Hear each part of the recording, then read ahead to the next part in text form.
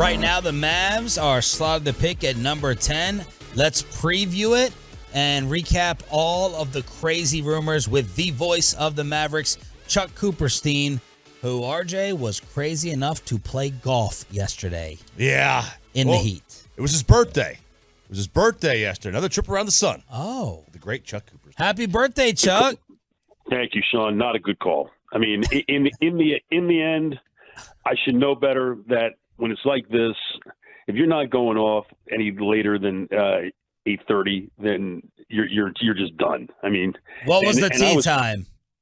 10:15. Oh, 10:15, and actually it wasn't too terrible until the last three holes, like around 2:00. That's when it was just brutal, just awful.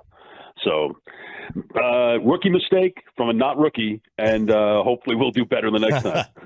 and Chuck's a Florida guy, right? Went to Florida, yeah. So Florida most miserable time versus here compares how? Well, I mean, Florida is very Houston-esque. I mean, you basically know at 3:15 every day it's going to rain.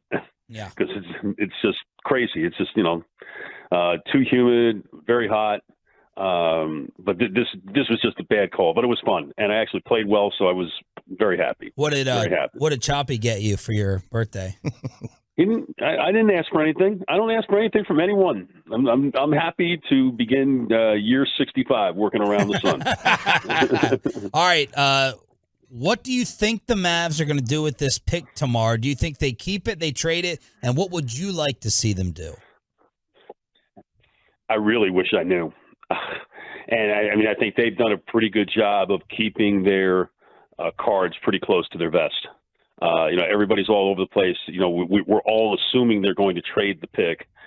If for no other reason than, there's a lot to get done with this team as it relates to, size, experience, and, trying to get younger at some point because they just aren't very young or very athletic. So I think in the perfect world, they wind up, trading for some experience, but trading back to the point where they still have a chance to pick a young player, relatively high in the draft, and go from there. But the bottom line for me is I really hope they come out of the night with more size, because by the end of last year, they were just ridiculously small.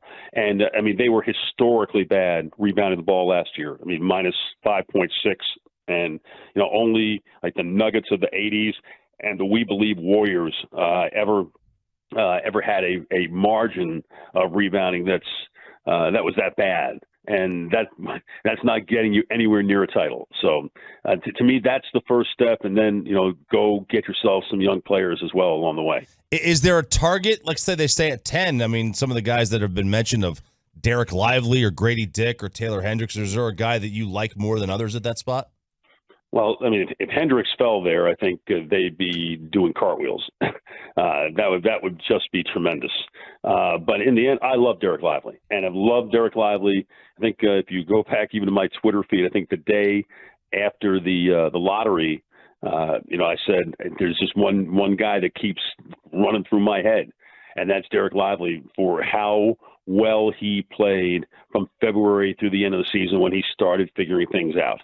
Now, that's not to say he's a walk-in starter here in the NBA, but there's a lot of Tyson Chandler in Derek Lively's game. And, if he is able to ultimately develop any kind of offensive game, which right now he has precious little of, he's going to be a terror, because he's an excellent defender of the paint. He's an excellent defender of the rim. And by God, the Mavericks do need some of that. Does that fit in the game today where, centers are asked to stretch the floor a lot? Well, did you like Walker Kessler last year in Utah? Mm-hmm. Now, granted, Kessler was picked 22, but he probably should have been picked a heck of a lot higher than that. When he moved into the starting lineup, Utah became a much better defensive team. And, to the point where he just got picked for USA Basketball to play in the World Cup. The Mavericks should only hope that Derek Lively has a rookie year like Walker Kessler. Chuck Cooperstein, voice of the Mavs here on 105.3 The Fan. I wanted to ask you about some of the veteran rumors with, signing trades with Atlanta for John Collins or Clint Capella, Grant Williams, Harrison Barnes being thrown out there. Any of those in particular interest you, Chuck? Capella interests me. I mean, again, for the same reason that we've been talking about. I mean, he's a terrific pick and roll guy. He's going to catch balls from Luka and he's going to finish. But of course, the Mavericks have had that player. Dwight Powell's been that player for the last couple of years. But Capella is a much better defender and a much better rebounder, even if his numbers last year kind of went down a little bit. But Capella, ever since he's become a full-time starter over the last 8 seasons, I mean, he's averaged a double-double, and he's only playing about half the game. I mean, anything that takes some pressure off of Luka so he doesn't feel like he has to do everything out there, I mean, to me, is a plus. And again, if you're getting Capella and you're moving back with Atlanta and you're moving back 5 spaces and you're still getting a pick, at the really at the end of the lottery, lotteries through 14, but the first pick after the lottery, I mean, that's still a middle first round pick for a 29-year-old guy. That's pretty good. That's pretty good. And I think, if you did that, now you probably wouldn't get Lively at that point because I think the Hawks seem to be very much in love with him. But if you told me that a guy like Leonard Miller or Cason Wallace are sitting there at 15 and you're reading the tea leaves in the room, that would be a tremendous trade for the Mavericks, I think. Coop, when you look at you mentioning there, if they were able to get the trade back, they were able to, pick somebody up at 15, get Capella. Do you think that that's essentially the dream scenario for Dallas? Not Capella specifically, but look, if we can move back, still keep a pick, still pick up a veteran, because they really need assets, it feels like. It's one of these things where you don't want it to just be the Luka and Kyrie show. So is the veteran plus a pick their dream scenario, you think? Absolutely. I mean, you're really trying to thread a pretty tight needle here because, again, you want something that is going to address a significant need. And clearly a guy like Capella would do that. But at the same time, that you've got to get younger and you've got to get more athletic. And again, if you're having a pick in the middle of the first round and you've gotten Clint Capella as well, I mean, to me, again, I'm not in the room. I have no idea how they've got their board rated. But to me, that sounds like it would be a pretty darn good night for them. What is your read on, I know this is an impossible question, what is your read on re-signing Kyrie right now? I mean, really, you really do want me to get inside that head, don't you? It's difficult. Difficult, a lot of space in there. But I think, again, if the reports are true, doesn't seem like he's got a whole lot of options. And so what will be interesting is how do the Mavericks actually work this so they don't act as if they are bidding against themselves. Because it doesn't seem like there's anybody that's in the picture right now. If you were to sign Kyrie to 3 years with an player option on the 3rd year, and get to the end of the 25 season, Luka would have a year left on his deal before the player option. Tell me where we're at the end of 2025, and I think we'll get a much better indication of just where the Mavericks are. But you don't want to hamstring yourself, and especially if there's really no competition for the player. Chuck, for those who just say, look, this pair isn't going to work for whatever reason, can you lay out a basketball plan with the rest of the roster or style of play where Luka and Kyrie can, get to the NBA Finals or win a championship? How does that work in your mind? Well, I mean, especially in their style of play, Luka usually starts games like a house on fire, and Kyrie finishes games like a house on fire. Yeah. Kyrie is a willing screener.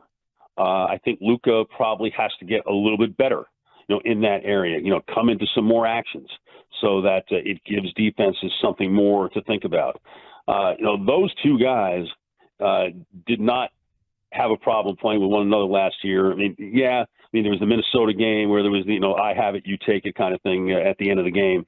But, they played fine together. I mean, if you look at that Philadelphia game when they both scored 40, I don't think anybody was saying they can't play together. So give it a full off season. Give it a full camp. Although the camp this year is going to be a lot more difficult because of all the travel that they're going to be involved with. I don't see why it can't work, because great players, if they want it to work, they will find a way to make it work.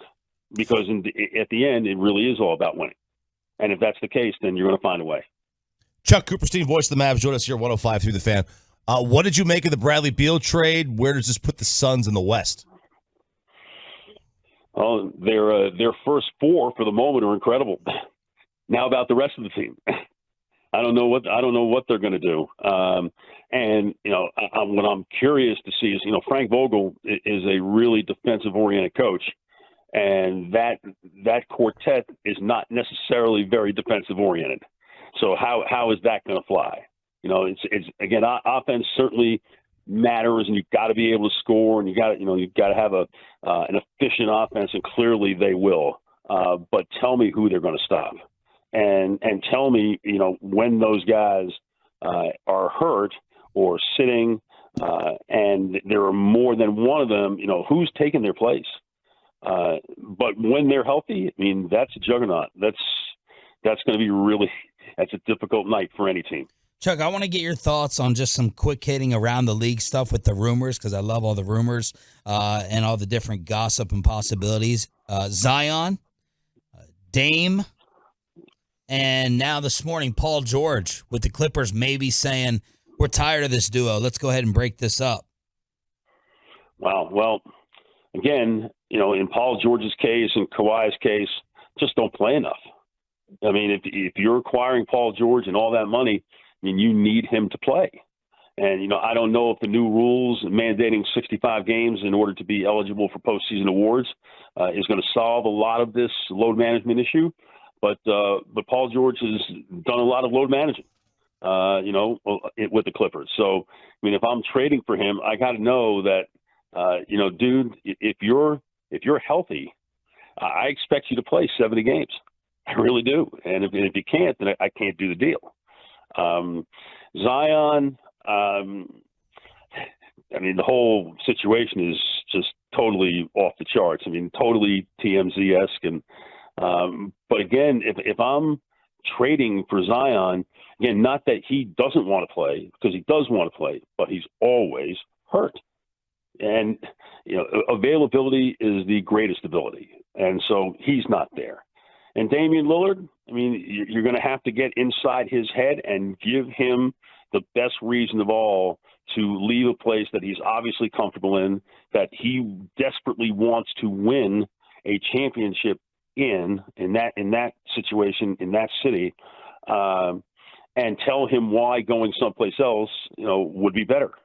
And, what that would look like for him, say, in a place like Miami, where, it would look a whole lot different, I think, for him there in Miami. It would in any other place. So, the rumors are great, Sean and RJ, Bobby, but there's so many red flags with all of these guys that, my conservative nature tells me I'm exiting stage left. I'm running as far away from those guys as I possibly can. Mm. What is Wembanyama, is other than the perfect Spur, it seems, but is this a guy whose expectations are just going to be too high, he can never actually meet them? I don't know about that. Now, he may not meet them this year. He's 19 years old. He's still kind of skinny, even though he's carrying 235 pounds. If everybody's expecting him to average 30 and 20 and 4 blocks and 3 steals and shoot 60%, that's not going to happen. His face-up game for his French team, he was pretty average in that regard. But the Spurs do such a great job in player development that I think it's going to be an absolute pleasure to watch him play. And really, say you watch him on October 25th, and then get to the end of March and see how much improvement he's made. And I think it's going to be extraordinarily obvious to anyone, and that he's going to be a major problem for everybody for the next 10 to 12 years. Bobby, good health willing. Did you have a special birthday goodbye for Chuck? Yeah, since it is Coop's birthday, I was just texting Sean about this. I think I've mentioned this off the air before, but Coop, oddly enough, he is the one who got me interested in doing sports radio. It was all the way back in 2001. It was Newey and Coop from 3 to 6 p.m. on 103.3. Wow. That was my first foray into sports radio, and I was like, I want to do that job. That seems like fun. Wow. Thanks, Chuck. Make me feel old, Bobby. Really, that's just super outstanding. Thanks for unleashing this on the rest of the Metroplex. I really appreciate it. Hey, man, Totally. Happy birthday. Take care of that sunburn and enjoy the draft tomorrow night. Thanks as always. Thanks for having me, guys.